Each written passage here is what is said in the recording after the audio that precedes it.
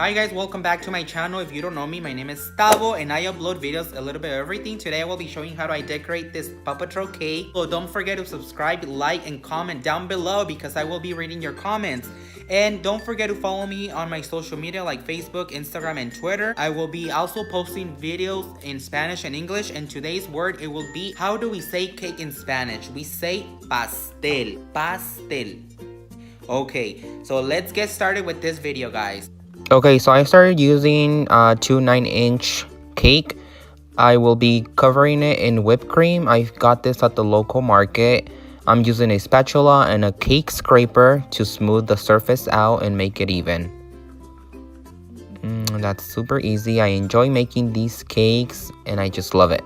As you can see, I'm trying to see if everything's leveled and make it smooth. I will be using the colors red and blue to make the design. I'm using Wilton colors. As you can see, I had to do more red because the color was not coming up.